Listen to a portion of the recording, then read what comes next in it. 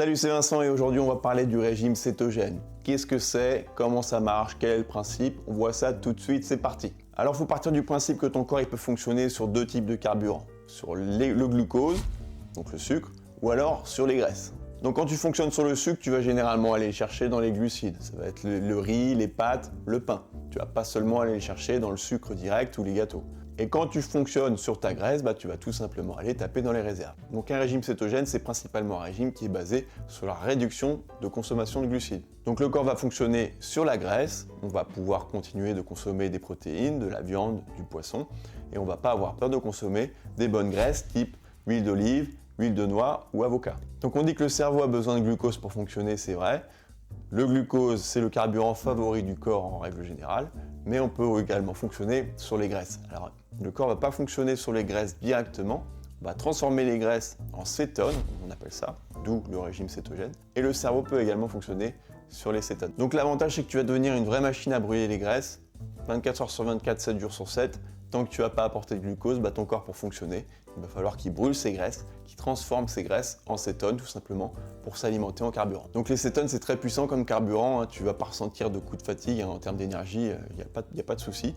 Par contre tu es obligé d'épuiser ton glucose avant de commencer à fonctionner sur des cétones. Donc c'est pas révolutionnaire comme concept, Avant on consommait pas autant de céréales qu'on en consomme aujourd'hui à l'échelle de l'humanité. La consommation de céréales, elle est assez récente et elle a explosé, c'est devenu le cœur de notre alimentation. Donc quand tu vas passer sur ce type de régime, évidemment il faut brûler les graisses, donc du coup tu vas perdre du poids. C'est pas un régime que tu dois faire forcément pour perdre du poids, ça peut être tout simplement un mode de vie. Il faut pas oublier qu'on n'a plus besoin de stocker des graisses comme à l'époque. Avant on avait moins accès à la nourriture, donc il y avait du sens de stocker en graisse ses réserves de calories. Maintenant on n'a plus besoin.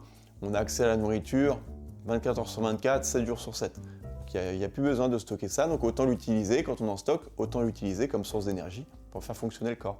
Donc le constat il est assez net, les taux d'obésité augmentent à l'échelle mondiale, les taux de diabète de type 2 également. Donc ça, comme je disais, c'est un peu la conséquence de cet accès à la nourriture qui est facile comme tout. C'est souvent de la nourriture en plus très satisfaisante, riche en sucre, riche en glucides. Tu es à une application de commander n'importe quoi à n'importe quel moment. Donc tu vas prendre ta dose de sucre, tu vas en consommer une partie pour faire fonctionner ton corps et le reste va être stocké pour plus tard. Sauf que plus tard, ça n'arrive pas parce qu'à chaque fois, tu rajoutes toujours de la nouvelle énergie fraîche, du nouveau sucre, du nouveau glucose.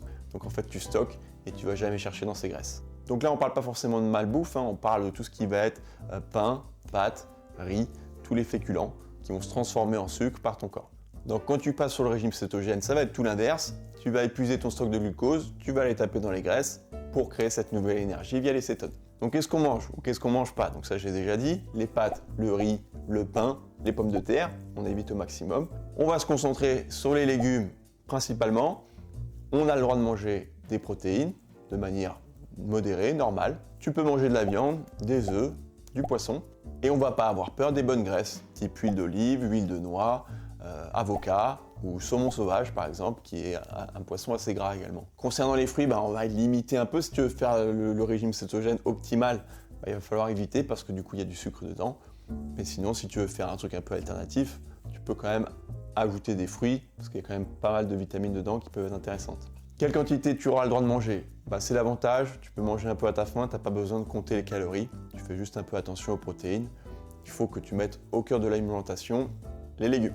Un autre avantage en réduisant les glucides, c'est que tu vas avoir beaucoup moins envie de sucre. Donc ça c'est assez surprenant, mais là à l'heure où je tourne cette vidéo, ça fait 2 semaines que je fais ce régime. Et c'est vrai que mon envie de sucre est complètement passée. Au-delà d'être passé, c'est que j'ai même pas eu de moment désagréable ou de manque quelconque. Donc justement là je suis en train de me faire un programme d'1 mois, là on est en janvier 2024. Je me fais un programme d'1 mois où je vais te mettre la vidéo sur la chaîne, je suis en train de documenter, où je te mettrai tout ce que j'ai mis en place et quels ont été les résultats sur 1 mois. Donc je pense que ça pourrait t'intéresser. N'hésite pas à t'abonner à cette chaîne pour justement être au courant quand cette vidéo arrivera. Donc on revient sur le régime cétogène. Cet état de cétose qu'on recherche, c'est quelque chose que tu peux également atteindre en jeûnant. C'est un peu logique. Je te mets la vidéo sur le jeûne intermittent pour t'expliquer un peu plus le fonctionnement.